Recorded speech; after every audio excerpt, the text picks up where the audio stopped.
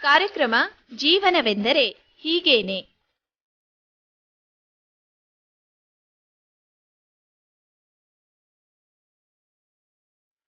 ಡಿವಿಜಿಯವರ ಮಂಕುತಿಮ್ಮನ ಕಗ್ಗದಿಂದ ಆಯ್ದ ಪದ್ಯಗಳ ವಾಚನ ಹಾಗೂ ವ್ಯಾಖ್ಯಾನ ಆಧರಿಸಿದ ಸರಣಿ ಕಾರ್ಯಕ್ರಮ.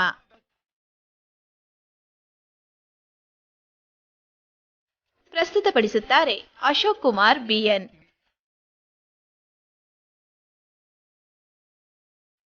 ಕೇಳಿ ಕಾರ್ಯಕ್ರಮ ಜೀವನವೆಂದರೆ ಹೀಗೇನೆ. ತಿಮ್ಮ, ನಮ್ಮ ವಿಸಿಟಿಂಗ್ ಪ್ರೊಫೆಸರ್ ಮುಂದಿನ ಪಾಠ ಶುರು ಮಾಡ್ತಾರೆ ಇನ್ನೊಂದು ದಿವಸ. ಹೇಗಿದ್ರು ವರ್ಕ್ಶಾಪ್ ಅಲ್ವಾ? ಇವತ್ತಿನ ವಿಷಯ ಏನಪ್ಪ ಅಂತಂದರೆ ಋಣ ಅಂತ ಹೇಳಿ ಅಂತ. ಈ ಋಣನ ಹೇಗೆ ತೀರಿಸಬೇಕು ಅಥವಾ ಋಣ ಇಲ್ಲದೆ ಇರೋದನ್ನು ಹೇಗೆ ಮಾಡ್ಕೋಬೇಕು ಅಂತ ಹೇಳಿ ಅಂತ ಅದನ್ನು ಶುರು ಮಾಡ್ತಾ ತಿಮ್ಮ ಹೇಳ್ತಾರೆ, ಜೀವನದ ಮೊದಲ ಹೆಜ್ಜೆ ಅನೃಣ್ಯ. ಅನೃಣ್ಯ ಈ ಪದ ಕೇಳಿರ್ತಿರೋ ಇಲ್ವೋ? ಬಹುಶಃ ತುಂಬ ವಿಶೇಷವಾಗಿದೆ ಅಂತ ಅನಿಸುತ್ತೆ. ಅಂದರೆ ಅನೃಣ್ಯ ಅಂದರೆ ಋಣವಿಲ್ಲದಿರುವಿಕೆ, ಅಂದರೆ ಋಣ ಇಲ್ಲದಲೇ ನಾವು ಜಗತ್ತಲ್ಲಿ ಹೇಗೆ ಬದುಕೋದು ಅಂತ ಹೇಳಿ ಅಂತ. ಅದಕ್ಕೆ ಡಿ ವಿ ಜಿ ಅವರು ಹೇಳ್ತಾರೆ, ಋಣವ ತೀರಿಸಬೇಕು, ಋಣವ ತೀರಿಸಬೇಕು, ಋಣವ ತೀರಿಸುತ್ತ ಜಗದಾದಿ ಸತ್ವವನ್ನು ಜನದಿ ಕಾಣುತ್ತದರೊಳ್ ಒಂದುಗೂಡಲು ಬೇಕು, ಮನೆಯೊಳಗೆ ಮಠ ನಿನಗೆ ಮಂಕುತಿಮ್ಮ ಅಂತ. ಸ್ವಲ್ಪ ಕಷ್ಟ ಆಗುತ್ತೆ ಇದನ್ನ ಅರ್ಥ ಮಾಡ್ಕೋಬೇಕಾದ್ರೆ. ಋಣವ ತೀರಿಸಬೇಕು, ಋಣವ ತೀರಿಸಬೇಕು ಅಂತ ಎರಡೆರಡು ಸಲ ಒತ್ತಿ ಹೇಳ್ತಾರೆ. ನಮ್ಮವ್ರು ಕೆಲವರು ಭಾಷಣ ಮಾಡುವಾಗ ಹೇಳ್ತಾರಲ್ಲ, ಒತ್ತಿ ಹೇಳ್ತಾ ಇದ್ದೀನಿ ನಾನು ಅಂತ ಹೇಳಿ ಅಂತ. ಇಲ್ಲಂತೂ ಡಿ ವಿ ಜಿ ಅವರು ನಮ್ಮ ಮೇಲೆ ಅದು ಪರಿಣಾಮ ಬೀರಲಿ ಅಂತ ಹೇಳಿ ಅಂತ 2 ಸಲ ಹೇಳ್ಬಿಟ್ಟಿದ್ದಾರೆ. ಇರೋ 4 ಸಾಲಲ್ಲಿ 2 ಸಲ ಹೇಳ್ತಾರೆ ಅಂದರೆ ನಿಜವಾಗ್ಲೂ ತುಂಬ ಇದು ವಿಶೇಷ ಅಂತ ಅಂದ್ಕೋಬೇಕು. ಯಾಕೆಂದರೆ ಇನ್ಯಾವುದೇ ಪದ್ಯದಲ್ಲೂ ಈ ಥರ ಎರಡಾವರ್ತಿ ಬರೋದಿಲ್ಲ ಯಾವುದೇ ಪದಗಳು. ಋಣವ ತೀರಿಸಬೇಕು, ಋಣವ ತೀರಿಸಬೇಕು, ಋಣವ ತೀರಿಸುತ್ತ ಜಗದಾದಿ ಸತ್ವವನ್ನು ಜನದಿ ಕಾಣುತ್ತಾ ಅದರೊಳ್ ಒಂದುಗೂಡಲು ಬೇಕು, ಮನೆಯೊಳಗೆ ಮಠ ನಿನಗೆ ಮಂಕುತಿಮ್ಮ ಅಂತ. ಜಗತ್ತಿನ ಋಣವನ್ನು ನಾವು ತೀರಿಸಲೇಬೇಕಂತ ಹೇಗಾದರೂ ಆಯಿತು. ಅಂದರೆ ನಾವು ಯಾವ ಋಣದಲ್ಲಿ ಇದ್ದೀವಿ ಅಂತ ಅನ್ನೋದನ್ನು ನಾವು ಗಮನಿಸ್ಕೋಬೇಕು. ಋಣವನ್ನು ತೀರಿಸುತ್ತಾ ಈ ಜಗತ್ತಿನ ಆದಿಯ ಸಾರವನ್ನು ಜನಗಳಲ್ಲಿ ಕಾಣುತ್ತಾ, ಅಂದರೆ ಈ ಜಗತ್ತಿನ ಆದಿಯ ಸತ್ವವನ್ನು ಜನದರೊಳಗೆ ಕಾಣುತ್ತಾ ಅದರಲ್ಲಿ ಒಂದಾಗಬೇಕು ಅಂತ. ಅಂದರೆ ನಾವು ಜನಗಳ ಜೊತೆ ಬೆರೀಬೇಕು ಅಂತ ಹೇಳಿ ಅಂತ. ಇಡೀ ಜಗತ್ತೇ ನಮ್ಮದು ಅಂತ ಅನ್ಕೋಬೇಕು. ಮನೆಯೊಳಗೆ ಮಠ ಇದೆ ಅಂತ ಅಂದರೆ ಅರ್ಥಾತ್ ವೈರಾಗ್ಯದ ಬದುಕು ಅಂತಲ್ಲ, ಅದನ್ನು ಕೂಡ ಮನೆಯೊಳಗಿದ್ದರೂ ಸಂಸಾರದಲ್ಲಿದ್ದರೂ ಕೂಡ ಆ ಥರ ಬದುಕು ನಡೆಸಲು ನಾವು ಶಕ್ಯವಾಗಿರಬೇಕು. ಅದಕ್ಕೆ ಸನ್ಯಾಸಿಯಾಗಿ ಮಠ ಸೇರಲೇಬೇಕು ಅಂತ ಏನು ಅರ್ಥ ಅಲ್ಲ. ಮನೆಯೊಳಗೆ ಮಠ ಅಂತ ಅಂದರೆ ಸಂಸಾರವೇ ಒಂಥರ ಪಾಠಶಾಲೆ ಥರ, ನಾವು ಅದನ್ನು ಕಂಡ್ಕೋಬೇಕು ಅಂತ ಹೇಳಿ ಅಂತ. ಇದಕ್ಕೆ ಇನ್ನೂ ಸ್ವಲ್ಪ ಅರ್ಥ ವಿವರಣೆ ಹೇಳ್ತು ಅಂತಂದರೆ, ತಂದೆಯ ಹಂಗಿಲ್ಲದೆ ಇವನು ಹೇಗೆ ಹುಟ್ಟದ, ತಾಯಿಯ ಹಂಗಿಲ್ಲದೆ ಇವನು ಹೇಗೆ ಬೆಳೆದ, ಗುರುವಿನ ಹಂಗಿಲ್ಲದೆ ಇವನು ಹೇಗೆ ಕಲಿತ, ಭೂಮಿಯ ಹಂಗಿಲ್ಲದೆ ಇವನು ಹೇಗೆ ನಿಂತ, ಮಳೆಯ ಹಂಗಿಲ್ಲದೆ ಇವನ ದಾಹ ಹೇಗೆ ತೀರ್ತು. ಅಂದರೆ ಯಾರೋ ಒಬ್ಬನ್ನ ಇಟ್ಕೊಂಡು ಈ ಥರ ಮಾತನ್ನು ಹೇಳ್ದಾಗಿದೆ. ಬೆಳೆಯ ಹಂಗಿಲ್ಲದೆ ಇವನ ಹಸಿವು ಹೇಗೆ ಅಡಗಿತು, ಗಾಳಿಯ ಹಂಗು ತಪ್ಪಿದರೆ ಇವನ ಶ್ವಾಸೋಚ್ಛ್ವಾಸ ಹೇಗೆ ಆಯಿತು, ಸ್ನೇಹಿತರಿಲ್ಲದ ಬದುಕೊಂದು ಬದುಕೆ, ಗಂಡನಿಗೆ ಹೆಂಡತಿಯ, ಹೆಂಡತಿಗೆ ಗಂಡನ, ಇವರಿಬ್ಬರಿಗೂ ತಮ್ಮ ಮಕ್ಕಳ ಹಂಗು ಏನೂ ಇಲ್ಲವೆಂದರೆ ಅದೊಂದು ಮನೆಯೇ. ಯಾಕೆ ಅಂತಂದರೆ ಈ ಸಂಬಂಧಗಳನ್ನೆಲ್ಲ ಯಾಕೆ ಹೇಳ್ತು ಅಂತಂದರೆ, ಇವೆಲ್ಲ ಒಂದು ಸಾಲುಗಳು ಒಂಥರ ತುಂಬ ಚೆನ್ನಾಗಿದೆ ಅಂತ ಅನಿಸುತ್ತೆ. ಈಗ ನಾನೀಗ ಮಾತಾಡ್ತಾ ಇರೋದ್ರಿಂದ ಬೇಕಾದಷ್ಟು ಜನ ಕೇಳುಗರಿದ್ದಾರೆ. ನಾನೀಗ ಕೇಳುಗರ ಋಣದಲ್ಲಿದ್ದೀನಿ ಅಂತ ನನಗನ್ನಿಸ್ತಾ ಇದೆ. ಏಕೆಂದರೆ ಯಶಸ್ವಿಯಾಗಿ ನಾನು ಏನು ಹೇಳಬೇಕು ಅಂತ ಇದನ್ನೋ ಅದನ್ನು ಹೇಳಿದರೆ ನನ್ನ ಋಣ ತೀರಿಸಿದಂತೆ ಅಂತ ನಾನು ಭಾವಿಸ್ತಾ ಇದ್ದೀನಿ. ಏಕೆಂದರೆ ಈ ಋಣ ಅನ್ನೋದು ಆಗಲೇ ಹೇಳ್ದಂಗೆ ಜೀವನದ ಮೊದಲ ಹೆಜ್ಜೆ ಅನೃಣ್ಯ. ಈ ಋಣನ ತೀರಿಸಲೇಬೇಕು ಅಂತ ಹೇಳಿ ಅಂತ. ಇದ್ರ ಬಗ್ಗೆ ನಮ್ಮ GS ಶಿವರುದ್ರಪ್ಪನವರು ರಾಷ್ಟ್ರಕವಿ ಏನು ಹೇಳಿದ್ದಾರೆ ಅಂತ ಅನ್ನೋದನ್ನು ಸ್ವಲ್ಪ ಗಮನಿಸೋಣ. ಋಣವ ತೀರಿಸಬೇಕು, ಅವರು ಅದನ್ನೇ ಹೇಳಿದ್ದಾರೆ. ಡಿ ವಿ ಜಿ ಹೇಳ್ದಂಗೆ ಋಣವ ತೀರಿಸಬೇಕು ಅಂತ ಇವರು ಹಾಗೆ ಹೇಳ್ತಾರೆ. ಅಂದರೆ ಇದಕ್ಕೆ ಎಷ್ಟು ಪ್ರಾಮುಖ್ಯತೆ ಇದೆ ಅಂತ ಅನ್ನೋದನ್ನು ಗಮನಿಸಿ. ಋಣವ ತೀರಿಸಬೇಕು ಎನಿತು ಜನ್ಮದಲ್ಲಿ ಎನಿತು ಜೀವರಿಗೆ, ಎನಿತು ನಾವು ಋಣಿಯೋ ತಿಳಿದು ನೋಡಿದರೆ ಬಾಳು ಎಂಬುದಿದು ಋಣದ ರತ್ನ ಗಣಿಯೋ ಅಂತ ಹೇಳ್ತಾರೆ. ಈ ಸಾಮಗಾನ ಅನ್ನುವಂಥ ಪದ್ಯದಲ್ಲಿ ಇದು ಬರುತ್ತೆ. ನಿಜವಾಗ್ಲೂ ಯಾವ ಥರನಪ್ಪ ತೀರಿಸೋದು ಅಂತ ಹೇಳಿ ಅಂತ ಕೆಲವೊಂದು 4-5 ಪದ್ಯ ಹೇಳ್ತೀನಿ, ಸ್ವಲ್ಪ ದಯವಿಟ್ಟು ಗಮನಿಸಿ, ನಿಧಾನಕ್ಕೆ ಹೇಳ್ತೀನಿ. ಈ ಪದಗಳು ಏನು ಇದೆಯೋ ಅಥವಾ ಇದಕ್ಕೇನಾದರೂ ಅರ್ಥ ಇದೆಯೋ ಅಂತ ಅನ್ನಿಸ್ಬಿಡುತ್ತೆ ಒಂದೊಂದ್ಸಲ. ಬಂಜೆಯ ಮಗು, 2ನೇದು ಮರಳ ತುಪ್ಪ, ಮೊಲದ ಕೊಂಬು, 4ನೇದು ಗಗನ ಕುಸುಮ, ಇವುಗಳ ಸಾಲಿನಲ್ಲಿ ಅನೃಣ್ಯ 5ನೇಯದು. ಅಂದರೆ 5 ಪದ ತೊಗೊಂಡಿದ್ದೀನಿ ನಾನು. ಬಂಜೆಯ ಮಗು ಇರಕ್ಕೆ ಸಾಧ್ಯನಾ? ಮರಳ ತುಪ್ಪ, ಏನಪ್ಪ ಮರಳಲ್ಲಿ ತುಪ್ಪ ಸಿಗುತ್ತಾ ಅಂತ. ಮೊಲದ ಕೊಂಬು, ಮೊಲಕ್ಕೆ ಕೊಂಬಿರುತ್ತಾ ಅಂತ. ಗಗನ ಕುಸುಮ ನಾವು ಬಳಸ್ತಾನೆ ಇರ್ತೀವಿ. ಗಗನ ಕುಸುಮ ಅಂದರೆ ಏನು ಅಂತ ಹೇಳಿ ಅಂತ. ಈ ಸಾಲಿನಲ್ಲಿ 5ನೇಯದು ಅನೃಣ್ಯ ಅಂತ. ಅಂದರೆ ಯಾಕೆ ಹೇಳಿದೆ ಅಂತಂದರೆ, ಈ ಥರ ಇರೋದಕ್ಕೂ ಕೂಡ ನಾವು ಅದನ್ನು ಮೀರಿಸ್ಬಿಟ್ಟು ನಾವು ನಮ್ಮ ಬದುಕನ್ನು ರೂಪಿಸ್ಕೋಬೇಕು ಅಂತ ಹೇಳಿ ಅಂತ. ಈ ಲೋಕದಲ್ಲಿ ಇರುವವರೆಲ್ಲರೂ ಒಬ್ಬರು ಇನ್ನೊಬ್ಬರ ಋಣದಲ್ಲಿ ಇರುವವರೇ. ಯಾರ ಋಣದಲ್ಲಿ ನಾವು ಮುಂದೆ ಬಂದವೋ ಅವರ ಋಣವನ್ನು ವಿಶೇಷವಾಗಿ ಅವ್ರಿಗೇ ತೀರಿಸೋದು ಏಳೇಳು ಜನ್ಮಕ್ಕೂ ಆಗದೇ ಇರುವಂಥ ಕೆಲಸ. ಆದರೆ ಕಂಡವರ ಋಣಕ್ಕೆ ಒಳಪಟ್ಟು ನಾವು ಬೆಳೆದು ಬಂದು ಅದನ್ನು ಅವ್ರಿಗೆ ಪಾವತಿ ಮಾಡಬೇಕು ಅಂತನ್ನುವಂಥ ವ್ಯರ್ಥ ಸಾಹಸಕ್ಕೆ ಕೈ ಹಾಕದೆ ಇತರರನ್ನು ನಮ್ಮ ಋಣದೊಳಕ್ಕೆ ಮಾಡಿಕೊಳ್ಳುವ ಸದವಕಾಶಗಳನ್ನು ಸಾರ್ಥಕಪಡಿಸಿಕೊಂಡರೆ ಆಗ ನಮ್ಮ ಋಣ ಕೊಂಚ ಮಟ್ಟಿಗೆ ತೀರುತ್ತದೆ ಅಂತ ಅನಿಸುತ್ತೆ. ಇದನ್ನೇ ಮತ್ತೆ ಇನ್ನೊಂದು ಸಲ ಹೇಳ್ತೀನಿ. ಏನು ಅಂತಂದರೆ, ನಾವು ಯಾರ್ದೋ ಋಣದಲ್ಲಿ ಬೆಳೆದು ಬಂದರೂ ಕೂಡ ಅವ್ರಿಗೆ ನಾವು ತೀರ್ಸೋಕ್ಕಾಗಲ್ಲ. ಆದ್ದರಿಂದ ಹೊಸದಾಗಿ ನಾವು ಇನ್ಯಾರಿಗಾದರೂ ಒಂದು ಸಹಾಯ ಮಾಡೋದ್ರ ಮೂಲಕ ಅವ್ರನ್ನ ನಮ್ಮ ಋಣದೊಳಗೆ ಹಾಕ್ಕೊಂತು ಅಂತಂದರೆ ನಮ್ಮ ಋಣ ಸ್ವಲ್ಪ ಮಟ್ಟಿಗೆ ತೀರುತ್ತೆ ಅಂತ ಅಂದ್ಕೊಳ್ಳುತ್ತೆ. ಈಗ ಹೇಗಾಗ್ತಿತ್ತು ಅಂತಂದರೆ, ಹಿಂದೆ ಎಲ್ಲ ವಾರಾನ್ನ ಅಂತ ಅಂದ್ಬಿಟ್ಟು ಅಂತ ನಮ್ಮ ತಂದೆ ನಮ್ಮ ಮಾವ ಅವರೆಲ್ಲ ಹಾಗೆ ಬದುಕು ಬಂದವರು. ವಾರಾನ್ನವನ್ನು ತಿಂದು ಬಂದ ಮೇಲೆ ನಾವು ವಾರಾನ್ನವನ್ನು ಬೇಡುವವರಿಗೆ ಅನ್ನ ಹಾಕಿದರೆ ಅದು ಅನರಣ್ಯಕ್ಕೆ ಮೊದಲ ಹೆಜ್ಜೆ ಅಂತ ಉದಾಹರಣೆಯಾಗಿ ತೊಗೊಂಡೆ ಅಷ್ಟೇ. ನಾವು ಯಾವ್ಯಾವುದೋ ಒಂಥರ ಋಣ ತೀರಿಸಬೇಕಾಗಿರುತ್ತೆ. ವಾರಾನ್ನ ಯಾಕೆ ಹೇಳಿದೆ ಅಂತಂದರೆ, ವಾರಾನ್ನ ಹಾಕಿದವ್ರು ಹಿಂದೆ ಒಂದು ಪದ್ಧತಿ ಇತ್ತು. ಒಂದೊಂದು ದಿವಸ ಒಂದೊಂದು ಮನೆಗೆ ಹೋಗಿ ಊಟ ಮಾಡ್ಕೊಂಬರೋರು. ಯಾವಾಗ ಅಂದರೆ ವಿದ್ಯಾಭ್ಯಾಸ ಮಾಡುವಾಗ ಒಂದು ದಿವಸಕ್ಕೆ ಒಂದೇ ಊಟ ಇರ್ತಾಯಿತ್ತು. ಹಾಗೆಲ್ಲ ಬದುಕಿದವ್ರು ಇದ್ದಾರೆ. ಏಕೆಂದರೆ ಅಂಥವ್ರನ್ನ ನಾವು ಗಮನಿಸ್ಕೋಬೇಕು ಹಾಗೂ ಜ್ಞಾಪಿಸ್ಕೋಬೇಕು ಎಷ್ಟು ಕಷ್ಟಪಡ್ತಾ ಇದ್ರು ಅಂತ ಹೇಳಿ ಅಂತ. ಅಂದರೆ ಅವ್ರಿಗೆ ತೀರಿಸೋಕ್ಕಾಗಲ್ಲ, ಇನ್ಯಾರಿಗಾದರೂ ಬೇರೆ ಥರದಲ್ಲಿ ಸಹಾಯ ಮಾಡಿದರೆ ಆ ಋಣ ತೀರಿಸ್ಕೊಂಡಂಗೆ ಅಂತ. ಮಾನವನ ಮೇಲಿರುವ 3 ಋಣಗಳು ಯಾವುದು ಅಂತಂದರೆ, ದೇವಋಣ, ಪಿತೃಋಣ, ಆಚಾರ್ಯ ಋಣ. ಈ 3ರನ್ನು ತೀರಿಸಲೇಬೇಕು. ಇವುಗಳು ಒಂದು ರೀತಿಯಲ್ಲಿ ನಾವು ಕೈಗೊಳ್ಳಬೇಕಾದ ಪ್ರತಿಜ್ಞೆಗಳು ಅಂತ ಅನಿಸುತ್ತೆ. ಅಂದರೆ ದೇವಋಣ ಅಂತಂದರೆ ಮಾನವನಿಗೆ ಜನ್ಮವಿತ್ತ ಭಗವಂತನ ಋಣ. ಅದನ್ನು ಸ್ತುತಿ ಪ್ರಾರ್ಥನೋಪಾಸನೆಗಳನ್ನು ನಿಯಮಪೂರ್ವಕವಾಗಿ ಮಾಡುವುದರ ಮೂಲಕ ಪರಿಹರಿಸ್ಕೊಳ್ಬೋದು ಅಂತ ಅನಿಸುತ್ತೆ. ಪಿತೃಋಣ ಅಂತಂದರೆ ಮಾತಾಪಿತೃಗಳಿಗೆ ಸೇವೆಯನ್ನು ಮಾಡುವ ಪ್ರತಿಜ್ಞೆಯನ್ನು ಮಾಡಿಸುತ್ತದಂತರ. ಅಂದರೆ ಅವರು ಬದುಕಿದ್ದಾಗಲೇ ಮಾತಾಪಿತೃಗಳ ಸೇವೆ ಮಾಡಬೇಕು ಅಂತ ಹೇಳಿ ಅಂತ. ಇದೊಂದು ಪಿತೃಋಣ. ಆಚಾರ್ಯ ಋಣ ಅಂತಂದರೆ ಯಾವ ಗುರು ಆಚಾರ್ಯನು ವಿದ್ಯಾದಾನ ಸದುದ್ದೇಶಗಳಿಂದ ಸನ್ಮಾರ್ಗ ಪ್ರದರ್ಶನ ಮಾಡಿದ್ದಾನೋ ಅಂತಹವರ ಸೇವೆಯನ್ನು ಸದಾ ಮಾಡಬೇಕು ಅಂತ ಹೇಳಿ ಅಂತ. ಏನು ಅಂತಂದರೆ, ಹತ್ಯೆಯೋ ಹನ್ಯತೆಯೋ ವಿಜಯವೋ ಪರಿಭವವೋ ಕ್ಷತ್ರಿಯಂ ಸ್ವಾರ್ಥಮಂ ಗಣಿಸುವವನೇ ರಣದೊಳ್ ಕೃತ್ಯ ನಿರ್ಣಯ ಬಾಹ್ಯ ಲಾಭವ ನಷ್ಟವದಿಲ್ಲ ಆತ್ಮಋಣವದು ಜಗಕ್ಕೆ ಮಂಕುತಿಮ್ಮ ಅಂತ. ಯಾವ ಥರ ಹೇಳಿದ್ದಾರೆ ಅಂತಂದರೆ, ಇಂತಹ ಕೆಲಸ ಮಾಡಬೇಕು ಅಂತ ನಿರ್ಣಯ ಹೊರ ಪ್ರಪಂಚದಲ್ಲಿ ಆಗತಕ್ಕಂತಹ ಲಾಭ ಮತ್ತು ನಷ್ಟದ ಬಗ್ಗೆ ಯೋಚಿಸಿ ಮಾಡುವಂಥದ್ದಲ್ಲ. ಏಕೆ ಅಂತಂದರೆ, ಯುದ್ಧದಲ್ಲಿ ನಿಂತ್ಕೊಂಡಾಗ ನಾನು ಸಾಯ್ತೀನೋ ಅಥವಾ ಸಾಯಿಸಬೇಕೋ, ವಿಜಯ ಸಿಗುತ್ತೋ ಅಥವಾ ಸೋಲು ಸಿಗುತ್ತೋ ಅಂತ ಕ್ಷತ್ರಿಯ ಆ ರಣರಂಗದಲ್ಲಿ ನಿಂತ್ಕೊಂಡು ನಿರ್ಧರಿಸೋಕ್ಕಾಗಲ್ಲ. ತನ್ನ ಕರ್ತವ್ಯ ಏನಿರುತ್ತೆ ಅದನ್ನು ನಾವು ಮಾಡಲೇಬೇಕು. ಲಾಭ ನಷ್ಟ ಅನ್ನೋದನ್ನು ನಾವು ಅಲ್ಲಿ ಗಮನಿಸೋಕ್ಕಾಗಲ್ಲ. ಆತ್ಮಋಣವು ಇದು ಜಗಕ್ಕೆ. ಅದೇ ಥರದಲ್ಲಿ ನಮ್ಮ ಜೀವನದಲ್ಲೂ ಅಷ್ಟೇ ಏನೇನೋ ಋಣಗಳಿಗೆ ನಾವು ಸಿಕ್ಕಾಕ್ಕೊಂಡಿರ್ತೀವಿ.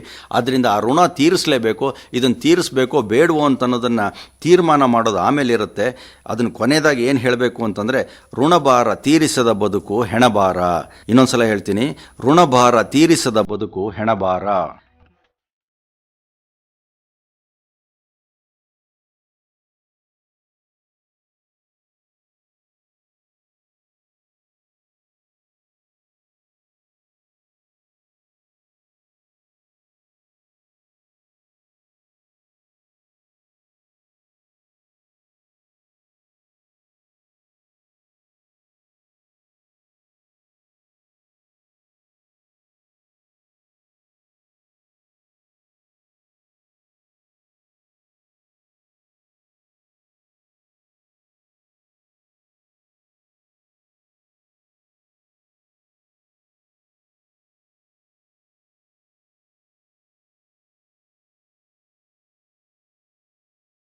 ನಮ್ಮ ವಿಸಿಟಿಂಗ್ ಪ್ರೊಫೆಸರ್ ಮುಂದುವರೆದು 3ನೇ ಪಾಠ ಮಾಡೋಕ್ಕೆ ಶುರು ಮಾಡ್ತಾರೆ. ಅವಾಗ ಹೇಳ್ತಾರೆ, ಇವತ್ತಿನ ವಿಷಯ ಮನಸ್ಸನ್ನು ಆಳುವುದು ಹೇಗೆ ಅಂತ ಅಂದ್ಬಿಟ್ಟು ಅಂತ. ತಮಗೆ ತಾವೇ ಪ್ರಶ್ನೆ ಹಾಕ್ಕೋತಾರೆ. ಏಕೆ ಅಂತಂದರೆ, 2 ದಿವಸದಿಂದ ಪಾಠ ಮಾಡ್ತಾ ಇದ್ದೀನಿ, ನಾನು ಹೀಗೆ ಏನೇನೋ ಹೇಳ್ತಾ ಇದ್ದರೆ ನೀವೆಲ್ಲ ಕೇಳಬೇಕಲ್ಲ. ನನಗೆ ಕೊಟ್ಟ ಅವಕಾಶ ಸಾರ್ಥಕವಾಗಬೇಕು ಅಂದರೆ ನೀವೆಲ್ಲ ನನ್ನ ಮಾತನ್ನು ಕೇಳಬೇಕು. ಅಂದರೆ ನಾನು ನಿಮ್ಮ ಮನವನ್ನು ಆಳಬೇಕು, ಸ್ವಲ್ಪ ಕ್ಷಣವಾದರೂ ಅಥವಾ ಸ್ವಲ್ಪ ಸಮಯವಾದರೂ. ಅದು ಹೇಗೆ, ನಾನು ನಿಮ್ಮ ಮನಸ್ಸನ್ನು ಹೇಗೆ ಆಳೋಕ್ಕಾಗತ್ತೆ ಅಂತ ಹೇಳಿ ಅಂತ. ಅದಕ್ಕೆ DVG ಅವರು ಒಂದು ಸೂತ್ರ ಕೊಟ್ಬಿಟ್ಟಿದ್ದಾರೆ. ಏನು ಅಂತಂದರೆ, ಮನವನ್ನಾಳುವುದು ಹಠದ ಮಗುವನಾಳುವ ನಯದೆ, ಇನಿತನಿತು ಸವಿಯುಣಿಸು ಸವಿಕತೆಗಳಿಂದೆ, ಅನುಕೂಲಿಸದದು ಬರಿಯ ಕೂಗು ಬಡಿತಗಳಿನದು ಇನಿತಿತ್ತು ಮರೆಸುಣಿತ ಮಂಕುತಿಮ್ಮ ಅಂತ ಹೇಳಿ ಅಂತ. ಇದು ಪದ್ಯ ಹೇಗಿದೆ ಅಂತಂದರೆ ಸ್ವಲ್ಪ ಗಮನಿಸಬೇಕು. ಮನವನಾಳುವುದು ಹಠದ ಮಗುವನಾಳುವನಯದೆ ಅಂತಂದರೆ ಹಠ ಮಾಡ್ತಿರೋ ಮಗುನ ಹೇಗೆ ನಾವು ಸಂಭಾಳಿಸ್ಬೇಕು, ತಾಯಿ ಎಷ್ಟು ಕಷ್ಟಪಡ್ತಾಳೆ ಆ ಥರ ಮನಸ್ಸನ್ನು ಆಳೋದು ಅಂತ ಹೇಳಿ ಅಂತ ಒಂದು ಉಪಮೆ ಕೊಡ್ತಾರೆ. ಇನಿತನಿತು ಸವಿಯುಣಿಸು ಸವಿಕತೆಗಳಿಂದೆ. ತಾಯಿ ಏನು ಮಾಡ್ತಾಳೆ ಅಂತಂದರೆ ಮಗುನ ಚಂದಕ್ಕಿ ಮಾಮನೋ ತೋರಿಸೋ ಅಥವಾ ಕಾಗೆ ಗುಬ್ಬಿನೋ ತೋರಿಸ್ಬಿಟ್ಟು ಸ್ವಲ್ಪ ಊಟ ಮಾಡಿಸ್ದಂಗೆ ಮಾಡಿ ಸ್ವಲ್ಪ ಕತೆ ಹೇಳಿಬಿಟ್ಟು ಯಾವುದೋ ಒಂದು ಆಕರ್ಷಣೆ ತೋರಿಸಿ ಅಂದರೆ ಬಾಯೊಳಗೆ ತುರ್ಕಿ ಹೀಗೆಲ್ಲ ಮಾಡ್ತಿರ್ತಾರೆ. ಅಂದರೆ ಮನವನಾಳುವುದು ಹಠದ ಮಗುವನಾಳುವ ನಯದೆ ಇನಿತನಿತು ಸವಿಯುಣಿಸು ಸವಿಕತೆಗಳಿಂದೆ ಅನುಕೂಲಿಸದದು ಬರಿಯ ಕೂಗು ಬಡಿತಗಳಿನದು. ನೀವು ಕೂಗಾಡ್ಬಿಟ್ಟು ಅಥವಾ ಹೊಡೆಯಿತು ಅಂತಂದರೆ ಮನಸ್ಸು ಕೇಳಲ್ಲ ರೀ, ಅದರಿಂದ ಏನು ಅನುಕೂಲ ಇಲ್ಲ ಅಂತ. ಅಂದರೆ ದಬ್ಬಾಳಿಕೆ ಮಾಡಿದರೆ ಅಥವಾ ಹೆದರ್ಸಿದರೆ ಆಗಲ್ಲ ಅಂಥೇಳಿ ಅಂತ. ಅದಕ್ಕೆ ಏನು ಮಾಡಬೇಕು ಅಂತಂದರೆ ಇನಿತಿತ್ತು ಮರೆಸುಣಿತ ಮಂಕುತಿಮ್ಮ ಅಂದರೆ ಸ್ವಲ್ಪ ಕೊಟ್ಟಾಗಿ ಮಾಡಬೇಕು, ಸ್ವಲ್ಪ ಮರೆಸ್ದಂಗೆ ಮಾಡಬೇಕು ಅಂತ ಹೇಳಿ ಅಂತ. ಈ ಮಕ್ಕಳಿಗೆ ಊಟ ಮಾಡಿಸುವಾಗ ಅಮ್ಮ ಮಾಡ್ತಾಳಲ್ಲ ಹಾಗೆ ಸ್ವಲ್ಪ ಕೊಟ್ಟಾಗಿ ಮಾಡೋದು ಅಥವಾ ಮರೆಸೋ ಹಂಗೆ ಮಾಡೋದು ಅಥವಾ ಏನೋ ಒಂದು ಕತೆ ಹೇಳೋದು ಅಥವಾ ಒಂದು ಅದರ ಅಟೆನ್ಷನನ್ನು ಬೇರೆ ಕಡೆಗೆ ಡೈವರ್ಟ್ ಮಾಡೋದು ಅಂತ. ಇದು ಈ ಥರನೇ ಮಾಡಬೇಕು ಅಂತ. ಆದರೆ ಈ ಥರ ಊಟ ಮಾಡಿಸೋದನ್ನು ಅಪ್ಪಂಗೆ ಮಾಡಿಸು ಅಂತಂದರೆ ಒಂದು ಎರಡು ತುತ್ತು ತಿನ್ನಿಸೋ ಹೊತ್ತಿಗೆ ಏಯ್ ತಿಂತೀಯೋ ಇಲ್ವೋ ಹಲ್ಲು ಉದುರಿಸ್ಬಿಡ್ತೀನಿ ನೋಡು ಅಂತ ಅಂದ್ಬಿಟ್ಟು ಅಂತ ಗದರಿಸ್ತಾನೆ. ಪಾಪ ಆ ಮಗುಗೆ ಇನ್ನೂ ಹಲ್ಲೇ ಬಂದಿರಲ್ಲ, ಇವನನ್ನು ಗಮನಿಸೋದೇ ಇಲ್ಲ ಅಪ್ಪ. ಹೀಗೆ ಈ ಥರ ಆಗೋಗುತ್ತೆ. ಇದು ಒಂದನೇ ರೀತಿ ಮನಸ್ಸನ್ನು ಆಳೋದು ಹೇಗೆ ಅಂತನ್ಬಿಟ್ಟು ಅಂತ. ಅಂದರೆ ಸವಿ ಕಥೆಗಳನ್ನು ಹೇಳಬೇಕು ಅಥವಾ ಸ್ವಲ್ಪ ಏನಾರು ಇಷ್ಟವಾಗುವಂಥದ್ದನ್ನು ಹೇಳಬೇಕು. ಇನ್ನೊಂದು ಸಲೀಸಾದ ದಾರಿ ಇದೆ. ಅದು ಯಾವುದು ಅಂತಂದರೆ ಬೈಯೋದು. ಬೈದು ಬಿಟ್ರಾಯ್ತು, ಒಂದು ಸಲ ಬೈದರೆ ಸಾಕು ನೋಡಿ, ಇವನು ಅವತ್ತು ನನಗೆ ಈ ಪದ ಬಳಸಿದ್ದ ಈ ಥರ ಅಂದ್ಬಿಟ್ಟ, ನಾನು ಸುಮ್ಮನೆ ಇರ್ತೀನ ಅಂತನ್ಬಿಟ್ಟು ಅದು ತಲೆ ಒಳಗೆ ಹೋಗಿ ಕೂತ್ಕೊಂಡ್ಬಿಡುತ್ತೆ. ಆದ್ದರಿಂದ ನಾವು ಇದ್ರಲ್ಲಿ ಯಾವುದು ಒಳ್ಳೆಯದು, ಮನಸ್ಸನ್ನು ಆಳೋದು ಹೇಗೆ ಅಂತ ಅಂದ್ಬಿಟ್ಟು ಅಂತ ಶುರು ಮಾಡಿ ತಿಮ್ಮ ಏನು ಹೇಳ್ತಾರೆ, ನಾವು ಮೊದಲನೇ ದಾರಿ ಹುಡ್ಕೋಣಂತೆ ಅಥವಾ ಮೊದಲೇ ದಾರಿ ಹಿಡಿಯೋಣ, ಸವಿ ಕಥೆಗಳನ್ನು ಹೇಳೋದು ಅಂತ ಹೇಳಿ ಅಂತ. ಅಂದರೆ ನಮ್ಮ ಮನಸ್ಸನ್ನು ಆಳಬೇಕು ಅಂತಂದರೆ ಸವಿ ಕಥೆಗಳನ್ನು ಹೇಳಬೇಕು ಅಂತ ಪ್ರಾರಂಭ ಅಂತರ ಒಂಥರ ಪೀಠಿಗೆ ಥರ ಹೇಳಿಬಿಟ್ಟು ಜೀವನದಲ್ಲಿ ಅದೃಷ್ಟ ಎಷ್ಟು ಮುಖ್ಯ ಅಂತ ಹೇಳಿ ಅಂತ ಪಾಠ ಶುರು ಮಾಡ್ತಾರೆ. ಇದಕ್ಕೆ ಜೀವನದಲ್ಲಿ ಎಲ್ಲರೂ ಅಷ್ಟೇ ಅದೃಷ್ಟನ ನಂಬಿಕೊಂಡೇ ಬದುಕ್ತಾ ಇರ್ತಾರೆ. ಆದರೆ ಈ ಜೀವನದಲ್ಲಿ ಅದೃಷ್ಟ ಎಷ್ಟು ಮುಖ್ಯ ಅಂತ ಹೇಳಿ ಅಂತ ಅದಕ್ಕೆ ಆಗಲೇ ಹೇಳಿದ್ನಲ್ಲ ಹಾಗೆ ಮೊದಲನೇ ದಾರಿ ಯಾವುದು ಅಂತ ಸವಿ ಕಥೆಗಳು. ಅದಕ್ಕೋಸ್ಕರ ಹೇಳ್ತಾನೆ, ಈಗ ಅದೃಷ್ಟ ಅನ್ನೋದ್ರ ಬಗ್ಗೆ ಒಂದು ಕತೆ ಹೇಳ್ತೀನಿ, ಇದು ನಡೆದಿದ್ದಂಥದ್ದು ಘಟನೆ, ಅದೀಗ ಕತೆ ಆಗಿದೆ ಅಂತ ಹೇಳ್ಬಿಟ್ಟು ಶುರು ಮಾಡ್ತಾನೆ. ಏನು ಅಂತಂದರೆ ಮಾಗಡಿ ಕೆಂಪೇಗೌಡ ಬೆಂದಕಾಳೂರು ಅಥವಾ ಬೆಂಗಳೂರನ್ನ ಅಂತ ದೊಡ್ಡ ರಾಜ. ಆ ರಾಜನ ಕಾಲದಲ್ಲಿ ದೊಡ್ಡ ಬೆಲೆ ಶಾಸ್ತ್ರಿಗಳು ಅಂತ ಒಬ್ಬರು ಮಂತ್ರಿ ಇದ್ದರು. ಅವ್ರಿಗೂ ಇವ್ರಿಗೂ ಮಾಗಡಿ ಕೆಂಪೇಗೌಡರಿಗೂ ದೊಡ್ಡ ಬೆಲೆ ಶಾಸ್ತ್ರಿಗಳಿಗೂ ಯಾವಾಗಲೂ ವಾಗ್ಯುದ್ಧ. ಯಾವುದೇ ವಿಷಯ ತಗೊಳ್ಳಿ, ಅವರು ಒಂದು ದಾರಿ ಆದರೆ ಇವ್ರದ್ದೊಂದು ದಾರಿ, ಆ ಥರ ಇರ್ತಿತ್ತು. ಒಂದು ದಿವಸ ಈ ಅದೃಷ್ಟ ಅನ್ನೋ ವಿಷಯ ಬಂತು. ಆವಾಗ ಮಾಗಡಿ ಕೆಂಪೇಗೌಡರು ಏನು ಹೇಳಿದರು, ಅದೃಷ್ಟ ಮುಖ್ಯ, ನನಗೆ ಅದೃಷ್ಟನೇ ಮುಖ್ಯ, ಪರಮ ಮುಖ್ಯ, ಆದರೆ ಅದೃಷ್ಟ ಇದ್ದವನು ಹೇಗಾಗುತ್ತೋ ಅವನು ಚೆನ್ನಾಗಿ ಜಯಿಸ್ತಾನೆ ಅಂತ. ಆದರೆ ದೊಡ್ಡ ಬೆಲೆ ಶಾಸ್ತ್ರಿಗಳು ಅದಕ್ಕೆ ಒಪ್ಕೊಳ್ದಲ್ಲೇ ಇಲ್ಲ ಹಾಗಾಗಲ್ಲ, ಅದೃಷ್ಟ ಮುಖ್ಯ ಅಲ್ಲ, ಜೀವನದಲ್ಲಿ ಸ್ವಪ್ರಯತ್ನ ಕೂಡ ಮುಖ್ಯ, ಯಾಕೆಂದರೆ ಪ್ರಯತ್ನವಿಲ್ಲದೆ ಇತ್ತು ಅಂತಂದರೆ ಜಯ ಸಿಗೋಲ್ಲ ಅಂಥೇಳಿ ಅಂತ. ಹಾಗಾದರೆ ಇದರ ತೀರ್ಮಾನ ಮಾಡಬೇಕಲ್ಲ ಅಂತನ್ಬಿಟ್ಟು ಅಂತ ಶುರುವಾಗುತ್ತೆ ವಾಗ್ಯುದ್ಧ. ಹಾಗೆ ಆಗಲಿ ಆಯಿತು ತೀರ್ಮಾನ ಮಾಡೋಣ ಅಂಥೇಳಿ ಅಂತ ಏನು ಮಾಡ್ತಾರೆ, ಇಬ್ಬರು ಯುವಕರನ್ನ ಹಿಡ್ಕೊಂಬರ್ತಾರೆ, ಒಂದು ಕತ್ಲೆ ಕೋಣೆ ಒಳಗೆ ತಳ್ಳಿಬಿಡ್ತಾರೆ, ಬಾಗಿಲು ಹಾಕ್ಕೊಂಬಿಡ್ತಾರೆ. ಒಂದು ದಿವಸ ಸಾಯಂಕಾಲ ಅದು ನಡೆದಿದ್ದು. ಅಂದರೆ ಸಾಯಂಕಾಲದ ಹೊತ್ತಲ್ಲಿ ಇಬ್ಬರನ್ನ ಹಿಡ್ಕೊಂಬಂದು ಒಂದು ರೂಮ್ ಒಳಗೆ ತಳ್ಳಿಬಿಟ್ಟು ಬಾಗಿಲು ಹಾಕ್ಬಿಡ್ತಾರೆ, ಕತ್ಲೆ ಕೋಣೆ. ಅವಾಗ ಏನಾಗುತ್ತೆ, ಅದರಲ್ಲಿ ಯಾರು ಇಬ್ಬರು ಅನ್ನೋದು ಮುಖ್ಯ. ಆ ಇಬ್ಬರು ಯುವಕರಲ್ಲಿ ಒಬ್ಬ ಸ್ವಪ್ರಯತ್ನದಲ್ಲಿ ನಂಬಿಕೆ ಇರೋನು, ಇನ್ನೊಬ್ಬ ಅದೃಷ್ಟದಲ್ಲಿ ನಂಬಿಕೆ ಇರೋನು. ಆ ಥರದವ್ರನ್ನ ಹಿಡ್ಕೊಂಬಂದಿರ್ತಾರೆ. ಅವಾಗ ಏನಾಗುತ್ತೆ ಅಂತಂದರೆ ಈ ಅದೃಷ್ಟದಲ್ಲಿ ನಂಬಿಕೆ ಇರೋನು ಏನು ಮಾಡ್ತಾನೆ, ಅಯ್ಯೋ ಹುಟ್ಟಿಸ್ ದೇವರು ಹುಲ್ ಮೇಯಿಸದೆ ಇರ್ತಾನೆ ಅಂತ ಅಂದ್ಬಿಟ್ಟು ಅಂತ ಹೇಗೋ ಕತ್ಲೆ ಕೋಣೆ ತಳ್ಳಿಬಿಟ್ಟಿದ್ದಾರೆ, ಇನ್ನೇನು ಮಾಡೋಕ್ಕಾಗಲ್ಲ ಅಂತ ಹಾಗೆ ತಡ್ಕಾಡ್ಕೊಂಡು ಒಂದು ಮೂಲೆಗೆ ಹೋಗಿ ಕೂತ್ಕೋತಾನೆ. ಈ ಸ್ವಪ್ರಯತ್ನದಲ್ಲಿ ನಂಬಿಕೆ ಇರೋನು ಏನು ಮಾಡ್ತಾನೆ, ಹಾಗೇನೆ ಕತ್ಲೆ ಕೋಣಲ್ಲಿ ತಡ್ಕಾಡ್ತಾನೆ, ಕಾಲ್ಗೇನೋ ಸಿಕ್ಕದಂಗೆ ಆಗುತ್ತೆ, ಒಂದು ಚೀಲ ಸಿಗುತ್ತೆ, ಸರಿ ಆ ಚೀಲ ತಗೋತಾನೆ, ಹೋಗ್ತಾನೆ, ಹಾಗೆ ತಡ್ಕಾಡ್ಕೊಂಡು ಅವನೊಬ್ಬ ಒಂದು ಮೂಲೆಯಲ್ಲಿ ಕೂತಿದ್ನಲ್ಲ ಇವನು ಇನ್ನೊಂದು ಮೂಲೆಗೆ ಹೋಗಿ ಕೂತ್ಕೋತಾನೆ, ಚೀಲ ಬಿಚ್ತಾನೆ, ಕಡಲೆಕಾಯಿ ಇರುತ್ತೆ, ಸರಿ ಕಡಲೆಕಾಯಿ ತಿನ್ನೋಕೆ ಶುರು ಮಾಡ್ತಾನೆ. ಸುಮ್ಮನೆ ತಿಂದ್ಕೊಂಡಿದ್ರಾಗಿರೋದು, ಅವನು ಇನ್ನೊಬ್ಬಂಗೆ ಛೇಡಿಸ್ತಾನಲ್ಲಿ, ನೋಡಿದೇನೋ ಪ್ರಯತ್ನ ಮಾಡಬೇಕಷ್ಟೇ, ಸುಮ್ಮನೆ ಕೂತ್ಕೊಂಡ್ಬಿಟ್ರೆ ಸಿಗುತ್ತಾ ಊಟ ಅಂತ ಅಂದ್ಬಿಟ್ಟು ಅಂತ ಹೇಳಿ ಅಂತ ಕಡಲೆಕಾಯಿ ಬಿಡಿಸ್ಕೊಂಡು ತಿನ್ನೋಕೆ ಶುರು ಮಾಡ್ತಾನೆ. ಮಧ್ಯದಲ್ಲಿ ಕಲ್ಲುಗಳು ಸಿಗುತ್ತೆ, ಆ ಕಲ್ಲುಗಳನ್ನು ಕೀಟ್ಲೆ ಮಾಡೋಕೆ ಅವನ ಕಡೆಗೆ ಎಸಿತಾನೆ, ಇನ್ನೊಬ್ಬ ಕೂತಿದ್ನಲ್ಲ ಅದೃಷ್ಟದಲ್ಲಿ ನಂಬಿಕೆ ಇರೋನು ಅವನ ಕಡೆಗೆ. ಸರಿ ಅವನ ಕಡಲೆಕಾಯಿ ತಿಂದಿದ್ದು ಆಗುತ್ತೆ. ಮಾರನೇ ದಿವಸ ಬೆಳಗಾಗುತ್ತೆ. ಬೆಳಗಾದ ತಕ್ಷಣ ಮಾಗಡಿ ಕೆಂಪೇಗೌಡರು ಹಾಗೂ ದೊಡ್ಡ ಬೆಲೆ ಶಾಸ್ತ್ರಿಗಳು ಧಡಾರ್ ಅಂತ ಬಾಗಿಲು ತೆಗೆದುಕೊಂಡು ನುಗ್ತಾರೆ. ಹೇಳ್ತಾರೆ, ನೀವಿಬ್ಬರು ಹೇಗಿದ್ದೀರೋ ಎಲ್ಲಿದ್ದೀರೋ ಹಾಗೆ ಕೂತ್ಕೋಬೇಕು ಅಂತ ಹೇಳಿ ಅಂತ. ಅವರಿಬ್ಬರು ಹಾಗಾಗಿ ಅಲ್ಲಲ್ಲೇ ಕೂತ್ಕೋತಾರೆ. ಎದುರುಗಡೆನೇ ನೋಡ್ತಾರೆ, ಈ ಸ್ವಪ್ರಯತ್ನದಲ್ಲಿ ನಂಬಿಕೆ ಇರುವಂಥ ಹುಡುಗ ಇದ್ನಲ್ಲ ಅವನು ಕೂತಿರ್ತಾನೆ. ಅವನ ಹತ್ರ ನೋಡ್ತಾರೆ, ಕಡಲೆಕಾಯಿ ಸಿಪ್ಪೆ ರಾಶಿ, ಆ ಖಾಲಿ ಚೀಲ ಹಾಗೆ ಇರುತ್ತೆ. ಆಮೇಲಿಂದ ಆ ಅದೃಷ್ಟದಲ್ಲಿ ನಂಬಿಕೆ ಇರ್ತಾನಲ್ಲ, ಅವನ ಹತ್ರ ಹೋಗ್ತಾರೆ. ನೋಡ್ತು ಅಂತಂದರೆ ಅವನ ಹತ್ರ 4 ವಜ್ರದ ಹರಳಿರುತ್ತೆ. ಕೆಂಪೇಗೌಡ್ರಿಗೆ ತುಂಬ ಖುಷಿ ಆಗ್ಬಿಡುತ್ತೆ. ಶಾಸ್ತ್ರಿಗಳೇ, ನಾನು ಏನು ಹೇಳಿದೆ, ನಾನು ಅದೃಷ್ಟ ರೀ ಜೀವನದಲ್ಲಿ ಮುಖ್ಯ ಅಂತ ಅಂದ್ಬಿಟ್ಟು ಅಂತ ಹೇಳ್ತಾರೆ. ಅವಾಗ ಶಾಸ್ತ್ರಿಗಳು ಇನ್ನೇನು ಮಾಡೋಕ್ಕಾಗತ್ತೆ, ಸೋಲು ಒಪ್ಕೊಳ್ಳೇಬೇಕಾಗತ್ತೆ. ಆದರೂ ಒಂದು ಮಾತು ಹೇಳ್ಬಿಡ್ತಾರೆ, ಅದೃಷ್ಟ ಅನ್ನೋದು ಕಡಲೆಕಾಯಿಯಲ್ಲಿ ವಜ್ರ ಸಿಗೋಷ್ಟು ಅಪರೂಪ ಸ್ವಾಮಿ ಅಂತ. ಇನ್ನೊಂದು ಸಲ ಹೇಳ್ಬಿಡ್ತೀನಿ ಕೇಳಿ, ಅದೃಷ್ಟ ಅನ್ನೋದು ಕಡಲೆಕಾಯಿಯಲ್ಲಿ ವಜ್ರ ಸಿಗೋಷ್ಟು ಅಪರೂಪ ಅಂತ ಹೇಳಿ ಅಂತ. ಕೆಂಪೇಗೌಡರು ಕೂಡ ಇರಬಹುದು ಅಂತ ಅಂದ್ಬಿಟ್ಟು ತಲೆದೂಗ್ತಾರೆ. ಈ ಅದೃಷ್ಟ ಅನ್ನೋದು ಒಂಥರ ರೋಡ್ ರೋಲರ್ ಇದ್ದಂಗೆ ಸ್ವಾಮಿ, ಬರುತ್ತೆ ನಿಧಾನ ಅಷ್ಟೇ. ನಮಗೆ ಕಾಣ್ತಾ ಇರುತ್ತೆ ಬರ್ತಾ ಇದೆ ಅಂತ ಅಂದ್ಬಿಟ್ಟು ಅಂತ, ನಾವು ಕಾಯಬೇಕು ಅಷ್ಟೇ. ನಾವು ಕಾಯ್ದಲ್ಲೇ ಅಯ್ಯೋ ಟೈಮ್ ಆಯಿತು ಅಂತ ಕೂತಿದ್ದವ್ರು ಎದ್ದು ಹೋಗ್ಬಿಡ್ತು ಅಂತಂದರೆ ಅದೇ ಜಾಗದಲ್ಲಿ ಇನ್ನೊಬ್ಬರು ಬಂದು ಕೂತ್ಕೊಂಡ್ಬಿಡ್ತಾರೆ. ಈ ರೋಡ್ ರೋಲರ್ ಥರದ ಅದೃಷ್ಟ ಅವ್ರಿಗೆ ಸಿಕ್ಬಿಡುತ್ತೆ ಅಷ್ಟೇ. ಅದೃಷ್ಟ ಇದ್ದವನಿಗೆ ಮೊದಲು ಹೆಣ್ಮಗು ಹುಟ್ಟುತ್ತಂತೆ. ಇದೊಂದು ಪೋರ್ಚುಗೀಸ್ ಗಾದೆ. ಉಪಸಂಹಾರವಾಗಿ, ವಿವೇಕಕ್ಕಿಂತ ಅದೃಷ್ಟವೇ ಮನುಷ್ಯನನ್ನು ಆಳುತ್ತದೆ ಅಂತ ಅನಿಸುತ್ತೆ. ಇದಕ್ಕೆ ಪೂರಕವಾಗಿ ಇನ್ನೊಂದು ಪದ್ಯ ಇದೆ, ಅದನ್ನ ಹೇಳ್ಬಿಡ್ತೀನಿ ಕೇಳಿ. ತಾಳಿ ಮೆಲಮೆಲನೊಮ್ಮೆ ಧಾಳಿ ರಭಸದಿನೊಮ್ಮೆ, ಹೇಳದೆಯೇ ಕೇಳದೆಯೇ ಬಹನು ವಿಧಿರಾಯ, ಕೀಳ ಮೇಲಾಗಿಪನು ಮೇಲ ಕೀಳಾಗಿಪನು, ತಾಳುಮೆಯ ನೀರು ನೀನು ಮಂಕುತಿಮ್ಮ ಅಂತ ಹೇಳುತ್ತೆ ಈ ಪದ್ಯ. ಅಂದರೆ ತಾಳಿ ಮೆಲಮೆಲನೊಮ್ಮೆ ಧಾಳಿ ರಭಸಿದನೊಮ್ಮೆ, ನಮ್ಮ ಜೀವನದ ಮೇಲೆ ಈ ವಿಧಿರಾಯ ಹೇಗೆ ಬರ್ತಾನೆ ಅಂತಂದರೆ, ಒಂದೊಂದ್ಸಲ ನಿಧಾನಕ್ಕೆ ಬರ್ತಾನಂತೆ, ಒಂದೊಂದು ಸಲ ತುಂಬ ಜೋರಾಗಿ ಅಪ್ಪಳಿಸ್ಬಿಡ್ತಾನಂತೆ. ಅಂದರೆ ಆಘಾತ ತುಂಬ ಜಾಸ್ತಿ ಆಗತ್ತೆ ಅಂತ. ಹೇಳದೆಯೇ ಕೇಳದೆಯೇ ಬಹನು ವಿಧಿರಾಯ, ಹೇಳಲ್ಲ ಕೇಳಲ್ಲ ಯಾವತ್ತೋ ಒಂದು ದಿವಸ ಬಂದ್ಬಿಡ್ತಾನೆ. ಮೇಲಿದ್ದವ್ರನ್ನ ಕೆಳಗೆ ಮಾಡ್ತಾನೆ, ಕೆಳಗಿದ್ದವ್ರನ್ನ ಮೇಲೆ ಕೆತ್ತಾನೆ. ಆದರೆ ನಾವು ಹೇಗಪ್ಪ ಬಾಳಬೇಕು ಅಂತಂದರೆ, ಕೊನೆ ಸಾಲಲ್ಲಿ DVG ಹೇಳ್ತಾರೆ, ತಾಳ್ಮೆಯ ನೀರು ನೀನು ಮಂಕುತಿಮ್ಮ ಅಂತಂದರೆ, ತಾಳ್ಮೆಯಿಂದ ಕಾಯ್ಕೊಂಡಿತ್ತು ಅಂತಂದರೆ ಚೆನ್ನಾಗಿರತ್ತೆ ಅಂತ.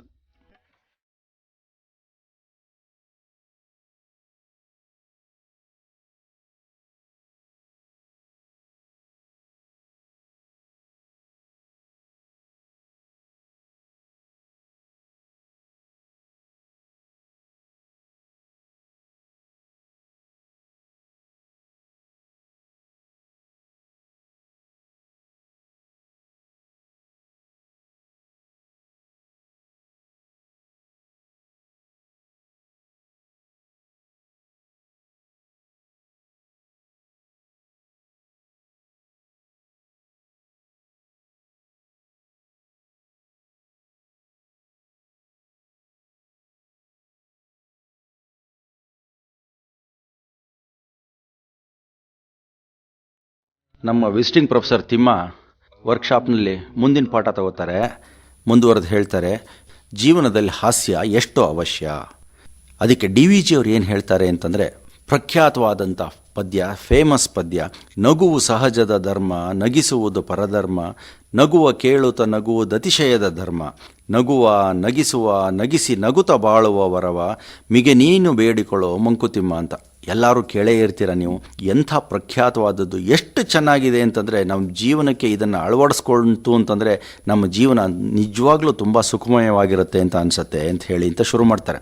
ನಗುವು ಸಹಜದ ಧರ್ಮ, ನಗುತ್ತಾ ಜೀವನವನ್ನು ನಡೆಸುವುದು ಸಹಜವಾದ ಧರ್ಮ, ನಗಿಸುವುದು ಪರಧರ್ಮ, ಇತರರನ್ನು ನಗಿಸುವುದು ಉತ್ತಮವಾದಂಥ ಧರ್ಮ, ಪರಧರ್ಮ, ನಗುವ ಕೇಳುತ್ತಾ ನಗುವುದು ಅತಿಶಯದ ಧರ್ಮ, ನಗುವನ್ನು ಕೇಳುತ್ತಾ ನಗುತ್ತಾ ಬೆರೆಯುವುದು ಅತಿಶಯವಾದ ಗುಣ ಅಂತನ್ಬಿಟ್ಟು ಅಂತ ಹೇಳ್ತಾರೆ. ನಗುವ ನಗಿಸುವ ನಗಿಸಿ ನಗುತ್ತಾ ಬಾಳುವ ವರವ ಮಿಗೆ ನೀನು ಬೇಡಿಕೊಳ್ಳೋ ಅಂತಂದರೆ, ಇತರನ್ನು ನಗಿಸಿ ಜೀವನವನ್ನು ಸಾಗಿಸಿ ತಾನೂ ನಗುತ್ತಾ ಬಾಳುವ ವರವನ್ನು ಅಧಿಕವಾಗಿ ನೀಡು ಅಂತ ಆ ದೇವರಲ್ಲಿ ಪ್ರಾರ್ಥಿಸ್ಕೋಬೇಕಂತೆ. ಆ ಥರ ಇದನ್ನ ಹೇಳಿಬಿಟ್ರೆ ಸಾಕಾಗುತ್ತಾ? ಆವಾಗಲೇ ಹೇಳಿದಾಗೆ ಸವಿ ಕತೆ ಒಂದನ್ನು ಹೇಳಬೇಕಲ್ವಾ. ಹೆತ್ತುಪ್ಪ ಅಂತ ಈ ಕತೆ ಹೆಸರು. ಇದು ನಡೆದಂಥ ಘಟನೆನೇ, ಆದರೆ ಇವಾಗ ಕತೆ ಅಂತ ಅನಿಸ್ಕೊಂಬಿಟ್ಟಿದೆ. ಕೌಜಲ್ಗಿ ಹನುಮಂತರಾಯರು ಅಂತ ಹೇಳಿ ಇಂಥ ಪ್ರಖ್ಯಾತವಾದ ಲಾಯರು ಬಿಜಾಪುರದಲ್ಲಿದ್ದರು. ಅವರು ವಿಡಂಬನ ಹಾಸ್ಯ ಅಂತನ್ಬಿಟ್ಟು ಅಂತ ಪುಸ್ತಕ ಬರೆದಿದ್ದಾರೆ. ಈಗ ಒಂದು 60-70 ವರ್ಷದ ಹಿಂದೆ ಬರೆದಿರಬಹುದು. ಅದರದ್ದು ಒಂದು ಕಥೆನ ತೊಗೊಂಡಿದ್ದೀನಿ. ಅಂದರೆ ನಡೆದ ಘಟನೆನೇ, ಅಂದರೆ ಒಂಥರ ಇವಾಗ ಪ್ರಸ್ತುತ ಅಂತ ಅನಿಸುತ್ತೆ. ಅಂದರೆ ಈ ಜೀವನದಲ್ಲಿ ಹಾಸ್ಯ ಎನ್ನುವುದಕ್ಕೆ ಹೇಗಿರಬೇಕು ಅಂತ ಅನ್ನೋದಕ್ಕೋಸ್ಕರ. ಶೀರ್ಷಿಕೆ ಹೆತ್ತುಪ್ಪ, ಅಂದರೆ ಗಟ್ಟಿ ತುಪ್ಪ ಅಂತ, ಎಮ್ಮೆ ಕಾಯಿಸಿದ ಹಾಲಿನ ಗಟ್ಟಿ ತುಪ್ಪ ಅಂತ ಹೇಳಿ ಅಂತ. ಏನು ಅಂತಂದರೆ, ಕೌಜಲ್ಗಿ ಹನುಮಂತರಾಯರು ಹಾಸ್ಯಕ್ಕೆ ಒಂಥರ ಪ್ರಿಯವಾದವರು, ಹಾಸ್ಯ ಸಾಹಿತಿ ಕೂಡ, ಸ್ವಲ್ಪ ಕೀಟ್ಲೆ ಸ್ವಭಾವದವರು ಕೂಡ. ಏನಾಗ್ತಿತ್ತು ಅಂತಂದರೆ, ಆ ಬಿಜಾಪುರದಲ್ಲೇ ಇನ್ನೊಬ್ಬರು ಇದ್ದರು, ಕೃಷ್ಣಾಚಾರ್ಯರು ಅಂತ. ಅವ್ರ ಬಗ್ಗೆ ಸ್ವಲ್ಪ ಹೇಳಬೇಕು. ಏನು ಅಂತಂದರೆ, ಕೃಷ್ಣಾಚಾರ್ಯರು ಒಂಥರ ಘಟಾನ್ಘಟಿ ಆಳು, ಸ್ವಲ್ಪ ಜೋರಾಗೇ ಇದ್ದರು, ಕಪ್ಪಗಿದ್ರು, ಚಂಡಿಕೆ ಬಿಟ್ಟಿದ್ರು, ಅಂದರೆ ಜುಟ್ಟು ಬಿಟ್ಟಿದ್ರು. ಯಾವ ಥರ ಅಂತಂದರೆ, ಅವರು ತಿಥಿ ಊಟಕ್ಕೆ ತುಂಬ ಪ್ರಸಿದ್ಧರಾಗಿದ್ದರು. ಅವರು ಏನು ಅಂತಂದರೆ ಅವ್ರನ್ನ ತಿಥಿ ಊಟಕ್ಕೆ ಕರಿಬೇಕು ಅಂತಂದರೆ 2 ತಿಂಗಳ ಮುಂಚೆನೇ ಅವ್ರನ್ನ ಬುಕ್ ಮಾಡ್ಕೋಬೇಕಾಗಿತ್ತು. ಅಷ್ಟು ಪ್ರಸಿದ್ಧರಾಗಿದ್ದರು, ಅಷ್ಟು ಬಿಡುವಿಲ್ಲದ ಕಾರ್ಯಕ್ರಮ ಅವರದ್ದು. ಆ ಥರ ಇದ್ದರು. ಇನ್ನೊಂದು ಸಲ ಇನ್ನೂ ಮುಂದುವರೆದು ಹೇಳಬೇಕು ಅಂತಂದರೆ ಅವರು ಊಟಕ್ಕೆ ಕೂತ್ಕೊಳ್ತು ಅಂತಂದರೆ ಬಡಿಸೋರ ಕೈ ಸೋತು ಹೋಗ್ತಿತ್ತು. ಆ ಥರ ಊಟ ಮಾಡ್ತಿದ್ರಂತೆ ಅವರು. ಅವ್ರು ಪಟ್ಟಾಂಗ ಹಾಕಿ ಕೂತು ಊಟ ಮಾಡೋಕ್ಕೆ ಶುರು ಮಾಡಿದರು ಅಂತಂದರೆ ಆ ಪಿತೃಗಳು ಕೂಡ ಬೆಚ್ಚು ಬಿದ್ದು ಬಿಡಬೇಕು, ಆ ಥರ ಊಟ ಮಾಡೋರಂತೆ. ಯೋಚನೆ ಮಾಡ್ಕೊಳ್ಳಿ ಹೇಗಿತ್ತು ಅಂತ. ಇಷ್ಟು ವಿವರಣೆ ಸಾಕು ಅಂತ ಅನಿಸುತ್ತೆ. ಕೌಜಲ್ಗಿ ಹನುಮಂತರಾಯರು ಆ ಥರನೇ ಬರೆದಿದ್ದಾರೆ ಆ ಪುಸ್ತಕದಲ್ಲಿ. ಒಂದು ಸಲ ಏನಾಯಿತು ಅಂತಂದರೆ ಕೌಜಲ್ಗಿ ಹನುಮಂತರಾಯರು ರಸ್ತೆ ಆ ಕಡೆಯಿಂದ ಬರ್ತಾಯಿದ್ರು. ಮಠ ಮಧ್ಯಾಹ್ನ ಇವರು ಕೃಷ್ಣಾಚಾರ್ಯರು ಈ ಕಡೆಯಿಂದ ಹೋಗ್ತಾಯಿದ್ರು. ಎದುರು ಬದರಾದರು. ಇವರು ಕೃಷ್ಣಾಚಾರ್ಯರು ಚೆನ್ನಾಗಿ ಊಟ ಮಾಡಿ ಈ ಹೆತ್ತುಪ್ಪ ಅಂತ ಅನ್ನೋದನ್ನು ಕುಡಿತಾ ಇದ್ರಂತೆ. ಅಂದರೆ ಗಟ್ಟಿ ತುಪ್ಪನ ಕೂಡ ಊಟ ಮಾಡ್ತಾಯಿದ್ರು. ಏನು ಅಂದರೆ 2 ದೊನ್ನೆ ಹಾಗೆ. ಆ ಥರ ಕುಡ್ದಿದ್ರಿಂದಲೋ ಏನೋ ಒಂಥರ ಮಿರಿ ಮಿಂಚ್ತಾ ಇದ್ರು. ಸ್ವಲ್ಪ ಕಪ್ಪಗಿದ್ದರೂ ಪರವಾಗಿಲ್ಲ, ಮಿಂಚ್ತಾ ಇದ್ರು. ಇವ್ರನ್ನ ನೋಡಿದ ತಕ್ಷಣವೇ ಹನುಮಂತರಾಯರಿಗೆ ಏನೋ ಹಾಸ್ಯ ಮಾಡಬೇಕು ಅಂತ ಅನ್ನಿಸ್ತು. ಸರಿ, ಮಾತಾಡೋಕ್ಕೆ ಶುರು ಮಾಡಿದರು. ಏನು ಕೃಷ್ಣಾಚಾರ್ಯರೇ ಹೇಗಿದ್ದೀರಾ ಅಂತ ಹೇಳಿ ಶುರು ಮಾಡಿ, ಊಟ ಆಯಿತೋ ಅಂತ ಕೇಳಿದರು. ಆಯಿತು ಅಂತ ಅವರಂದರು. ಸರಿ, ಅವಾಗಂದರು, ಒಂದು ಮಾತು ಹೇಳ್ತೀನಿ ಕೇಳಿ ಅಂತ ಹೇಳಿ ಅಂತ. ಏನು ಹೇಳ್ತೀರಾ ಹನುಮಂತರಾಯರೇ ಅಂತ ಇವ್ರು ಕೇಳಿದರು. ನೋಡಿ, ನಿಮ್ಮ ಚಂಡಿಕಿ ಹಿಡಿದು ಹೊಸ್ತು ಬತ್ತಿ ಮಾಡಿ ಕಡ್ಡಿ ಕೊರೆದು ಹಚ್ಚದ ಅಂದರೆ ಕಮ್ಮಿ 3 ತಿಂಗಳಾರ ಉರಿತಾವೆ ನೋಡ್ರಿ ಅಂತ. ಎಲ್ಲ ನಕ್ಬಿಡ್ತೀರಾ. ಜೀವನದಲ್ಲೂ ಇದೇ ಥರ ಹಾಸ್ಯ ನಿಮ್ಗೆ ಯಾರಾದರೂ ಹೇಳ್ತು ಅಂತಂದರೆ ಅಥವಾ ಹಾಸ್ಯ ಮಾಡ್ತು ಅಂತಂದರೆ ನಿಮ್ಮ ಪ್ರತಿಕ್ರಿಯೆ ಹೇಗಿರುತ್ತೆ? ಕಷ್ಟ ಅಲ್ವಾ ಅರಗಿಸ್ಕೊಳ್ಳೋದು? ಅದು ಯಾಕೆ ಅವರು ಇವರದ್ದು? ನನ್ನ ಜೀವನದಲ್ಲೇ ಆದಂಥ ಒಂದು ಘಟನೆಯನ್ನು ಹೇಳ್ಬಿಡ್ತೀನಿ ಕೇಳಿ. ನಾನು ಮದುವೆಯಾದ ಹೊಸರಲ್ಲಿ 1987ನೇ ಇಸ್ವಿನಲ್ಲಿ ಮಧುಚಂದ್ರಕ್ಕೆ ಅಂತ ಹೇಳಿ ಕಾಶ್ಮೀರಕ್ಕೆ ಶ್ರೀನಗರಕ್ಕೆ ಹೋಗಿದ್ದೆ. ಆವಾಗಿನ ಕಾಲ ಯೋಚನೆ ಮಾಡಿ, 1987ನೇ ಇಸ್ವಿ. ಆವಾಗ ವರ್ಲ್ಡ್ ಕಪ್ ಮ್ಯಾಚ್ ಕ್ರಿಕೆಟ್ ನಡೀತಾ ಇತ್ತು. ಭಾರತ ಪಾಕಿಸ್ತಾನಕ್ಕೂ ಮ್ಯಾಚ್ ಇತ್ತು. ಆವಾಗ ಮ್ಯಾಚ್ ಅಂದರೆ ಒಂಥರ ಯುದ್ಧ. ಅದೇನು ಮ್ಯಾಚ್ ಅಂತ ಹೇಳೋಕ್ಕಾಗಲ್ಲ, ಆ ಥರ ಇತ್ತು. ಅಷ್ಟೊಂದು ಪೈಪೋಟಿ ಕುತೂಹಲ ಇತ್ತು. ಅವಾಗ ಏನಾಯಿತು ಅಂತಂದರೆ, ಹೀಗೆ ದಾರಿನಲ್ಲಿ ಹೋಗ್ತಾ ಇದ್ದಾಗ ಅವಾಗ ಈ ಥರ ಇವಾಗಿನ ಥರ ಸ್ಕೋರ್ ಕೇಳ್ಕೊಳ್ಳೋದಕ್ಕೆಲ್ಲ TV ಮೊಬೈಲು ಅದೆಲ್ಲ ಇರಲಿಲ್ಲ. ಆವಾಗ ಹೆಚ್ಚು ಅಂದರೆ ಒಂದು ಟ್ರಾನ್ಸಿಸ್ಟರ್ ಇರ್ತಿತ್ತು. ಅದು ದೊಡ್ಡದಾಗೇ ಇರೋದು ಟ್ರಾನ್ಸಿಸ್ಟರ್ ಕೂಡ. ಅದಕ್ಕೊಂದು ಚರ್ಮದ ಚೀಲ ಇರೋದು. ಅದಕ್ಕೆಂದರೆ ಅದು ಭಾರವಾಗಿತ್ತಲ್ಲ, ಅದು ಹಿಡ್ಕೊಂಡು ಹೋಗೋಕೆ ಅನುಕೂಲವಾಗಲಿ ಅಂತ. ಹೆಚ್ಚು ಕಮ್ಮಿ ಏನಾಗಿತ್ತು, ಭಾರವಾಗಿತ್ತು ಅಂದರೆ ಎತ್ಕೊಂಡು ಹೋಗೋಕ್ಕಾಗ್ದೆಲ್ಲ ಕೆಲವರು ಹೆಗಲ ಮೇಲೆ ಹಾಗೆ ಕಿವಿ ಪಕ್ಕನೇ ಇಟ್ಕೊಂಡು ಕೇಳ್ಕೊಂಡು ಆ ಥರ ಎಲ್ಲ ಮಾಡ್ಕೊಳ್ಳೋರು. ನಾನು ಹೀಗೆ ದಾರಿನಲ್ಲಿ ಹೋಗ್ತಾ ಇದ್ದಾಗ ಹೀಗೆ ನಮ್ಮ ಎದುರುಗಡೆ ಒಬ್ಬ ಹೋಗ್ತಾ ಇದ್ದ. ಟ್ರಾನ್ಸಿಸ್ಟರ್ನ ಹೆಗಲ ಮೇಲೆ ಇಟ್ಕೊಂಡು ಸ್ಕೋರ್ ಕೇಳ್ಕೊಂಡು ಕ್ರಿಕೆಟ್ ಮ್ಯಾಚ್ ಕೇಳ್ಕೊಂಡು ವಿವರಣೆ ಕೇಳ್ಕೊಂಡು ಹೋಗ್ತಾ ಇದ್ದ. ಆವಾಗ ನನ್ನ ಹೆಂಡತಿ ಒಂದು ಸ್ವಲ್ಪ ಕುತೂಹಲ ಆಯಿತು. ನಾನು ಪಕ್ಕದಲ್ಲೇ ಇದ್ದರೂ ಕ್ರಿಕೆಟ್ ಮ್ಯಾಚ್ ಸ್ಕೋರ್ ಕೇಳಬೇಕು ಅನ್ನೋ ಕುತೂಹಲ ಆಯಿತು. ನೋಡಿ ಎಂಥ ವಿಪರ್ಯಾಸ ಅಲ್ಲಿ. ತಕ್ಷಣ ಅವಳೇನು ಮಾಡಿದ್ಲು, ಅವನನ್ನು ಕೇಳು ಸ್ಕೋರ್ ಎಷ್ಟು ಅಂತ ಅಂದ್ಬಿಟ್ಟು ಹೇಳಿದ್ಲು. ನಾನು ಅದಕ್ಕೆ ಅಂದೆ, ನಿಂಗೆ ಹಿಂದಿ ಬರುತ್ತಲ್ಲ, ಕೇಳು ನೀನೇನೆ ಅಂತ ಹೇಳಿ ಅಂತ. ಅವಳು ಅವನನ್ನು ಕೇಳಿದ್ಲು, ಸ್ಕೋರ್ ಕಿತನಾ ಅಂತ ಹೇಳಿ ಅಂತ. ಅವನು ಒಂದು ಸಲ ಮಕ ನೋಡ್ಬಿಟ್ಟು ಸಟ್ ಪರ್ತೀನ್ ಅಂತ ಹೇಳ್ದ. ಇವಳಿಗೆ ಅರ್ಥವಾಗಲಿಲ್ಲ ಹೇಳಿದ್ದು, ಸಟ್ ಪರ್ತೀನ್ ಅಂತ. ತಕ್ಷಣ ಇಂಗ್ಲೀಷ್ ಮೇ ಅಂತ ಕೇಳಿದ್ಲು. ಅವನು ಒಂದು ಸಲ ಆ ಕಡೆಯಿಂದ ಈ ಕಡೆಗೆ ನೋಡಿ ಪೂರ್ತಿ ಮೇಲಿಂದ ಕೆಳಕ್ಕೆ ಮಖಾನೆಲ್ಲ ನೋಡ್ಬಿಟ್ಟು ಇಂಗ್ಲೀಷ್ ಮೇ ಬಿ ವಹಿ ಸ್ಕೋರ್ ಹೋತಾ ಹೇ ಅಂತ ಹೇಳ್ದ. ನೀವು ಎಲ್ಲ ನಕ್ಬಿಟ್ರಿ ಅಲ್ವಾ? ನನ್ನ ಜೀವನದಲ್ಲಿ ನಡೆದಿದ್ದನ್ನು ನಾನು ಹೀಗೆ ನಾಚಿಕೆ ಇಲ್ದರೆ ಹೇಳ್ಕೊತಿದ್ದೀನಿ ಅಂತಲ್ವಾ? ಖಂಡಿತ ಆ ಥರ ಇಲ್ಲ. ಇದು ಹೇಗೆ ಅಂತಂದರೆ, ನಮ್ಮ ಜೀವನದಲ್ಲಿ ಹಾಸ್ಯ ಪ್ರಸಂಗಗಳು ಬೇಕಾದಷ್ಟಾಗಿರುತ್ತೆ. ಇನ್ನೊಬ್ಬರ ಜೊತೆಗೆ ಹಂಚ್ಕೊಳ್ಳಿ, ಚೆನ್ನಾಗಿರುತ್ತೆ ಅಂತ ಹೇಳಿ ಅಂತ. ಇದು ನಮ್ಮ ಜೀವನದಲ್ಲಿ ನಡೆಯುವಂಥ ಹಾಸ್ಯವನ್ನು ಅಥವಾ ನಾವು ಕೆಲವೊಂದು ಅಂದರೆ ಅಪಹಾಸ್ಯ ಮಾಡಬಾರ್ದು. ಹಾಸ್ಯ ಇತ್ತು ಅಂತಂದರೆ ಜೀವನದಲ್ಲಿ ಚೆನ್ನಾಗಿರುತ್ತೆ ಅಂತ. ಮುಂದುವರೆದು ತಿಮ್ಮ ಹೇಳ್ತಾನೆ, ಬರೀ ಹಾಸ್ಯ ಇದ್ಬಿಟ್ರೆ ಸಾಕಾಗೋಲ್ಲ. ನಗುವೊಂದು ರಸಪಾಕ, ಅಳುವೊಂದು ರಸಪಾಕ, ನಗುವಾತ್ಮ ಪರಿಮಳವ ಪಸರಿಸುವ ಕುಸುಮ, ದುಗುಡ ಆತ್ಮವ ಕಡೆದು ಸತ್ವ ಎತ್ತುವ ಮಂತು, ಬಗೆದೆರಡನಂ ಭುಜಿಸು ಮಂಕುತಿಮ್ಮ ಅಂತ. ಅಂದರೆ ನಗು ಒಂದು ರಸಪಾಕ, ಅಳು ಕೂಡ ಒಂದು ರಸಪಾಕ ಅಂತ ಹೇಳಿ ಅಂತ. ನಗು ಒಂದು ರಸಪಾಕ, ಅಳು ಒಂದು ರಸಪಾಕ, ನಗು ಆತ್ಮ ಪರಿಮಳವ ಪಸರಿಸುವ ಕುಸುಮ. ಅಂದರೆ ಈ ನಗುವಂಥ ಆತ್ಮ ಇರುತ್ತಲ್ಲ, ಅದು ಪರಿಮಳವನ್ನು ಪಸರಿಸುವಂಥ ಒಂದು ಹೂವಿದ್ದ ಹಾಗೆ ಅಂತ ಹೇಳಿ ಅಂತ. ಅಂದರೆ ಜನ ಸಾಮಾನ್ಯವಾಗಿ ಹೇಳ್ತಾರೆ, ಯಾರು ನಕ್ಕಾಗ ನಾವು ಜೊತೇಲಿ ನಗ್ತೀವಂತೆ, ಆದರೆ ಅತ್ತಾಗ ಅಷ್ಟು ಸಲೀಸಾಗಿ ನಮ್ಮ ಜೊತೆ ಬೆರ್ಕೊಳಕ್ಕೆ ಹೋಗೋದಿಲ್ಲ ಜನ. ಈ ನಗು ಮತ್ತು ಅಳು ಬೇರೆ ಬೇರೆ ರಸಪಾಕಗಳು, ದುಃಖ ದುಮ್ಮಾನಗಳು ಆತ್ಮವನ್ನು ಕಡೆದು ಸತ್ವ ಎತ್ತುವ ಕಡೆಗೋಲು ಅಂತ. ದುಗುಡ ಆತ್ಮವ ಕಡೆದು ಸತ್ವ ಎತ್ತುವ ಮಂತು ಅಂತಂದರೆ ಕಡೆಗೋಲು. ಈ ದುಗುಡ ಅನ್ನೋದು ಯಾಕೆ ಹಾಗಾಗತ್ತೆ ಅಂತಂದರೆ, ನಮಗೆ ದುಗುಡ ಆದಾಗ ತುಂಬ ಯೋಚನೆ ಮಾಡ್ತೀವಿ, ಹೇಗಪ್ಪ ಇದರಿಂದ ಪಾರಾಗೋದು ಅಂತ ಹೇಳಿ ಅಂತ. ಆವಾಗ ಆ ಯೋಚನೆಯ ಪರಿಪಾಕ ಏನಾಗುತ್ತೆ ಅಂದರೆ ಚೆನ್ನಾಗಿ ಕಡದ ಹಾಗಿರುತ್ತೆ. ಈ ಮಜ್ಜಿಗೆ ಕಡಿದ್ರೆ ಮೊಸರು ಕಡಿದ್ರೆ ಬೆಣ್ಣೆ ಬರುತ್ತಲ್ಲ ಹಾಗೆ, ಆ ಥರ ಅದೊಂದು ಮಂತು ಅಂತ ಅಂದ್ಬಿಟ್ಟು ಅಂತ ಎಂಥ ಉಪಮೆ ಕೊಡ್ತಾರೆ. ಆಮೇಲೆ ಬಗೆದೆರಡನಂ ಭುಜಿಸು ಮಂಕುತಿಮ್ಮ ಅಂತ ಹೇಳಿ ಅಂತ, ಅಂದರೆ ಎರಡನ್ನೂ ಬಗೆದುಬಿಟ್ಟು, ಅಂದರೆ ಇಟ್ಕೊಂಡು ನಾವು ಸುಖ ದುಃಖ ಅಥವಾ ನಗು ಅಳು ಎರಡನ್ನು ಸಮಸಮವಾಗಿ ಸ್ವೀಕರಿಸಬೇಕು ಅಂತ. ನಾವು ಯುಗಾದಿ ಹಬ್ಬದಲ್ಲಿ ಬೇವು ಬೆಲ್ಲ ತಿಂದ ಹಾಗೆ ಅಂತ ಹೇಳಿ ಅಂತ, ಸಮಾನವಾಗಿರಬೇಕು ಅಂತ. ಈ ನಗು ಮತ್ತು ಅಳು ಒಂಥರ ಗಂಡು ಬೇರುಂಡದ ಮುಖಗಳಿದ್ದಂಗೆ. ಅಳು ಎಂಬುದು, ನಗು ಎಂಬುದು ಹೃದಯದ ಬಾಗಿಲನ್ನು ತೆರೆದಿರುವ ಎರಡು ಕವಾಟಗಳು ಅಥವಾ ಎರಡು ಸಾಧನಗಳು. ಮನುಷ್ಯ ಕಲ್ಲಲ್ಲ ರೀ, ಅವನು ಕರಗ್ತಾನೆ, ಅವನು ಮರಳಲ್ಲ, ಅವನು ಅರಳ್ತಾನೆ.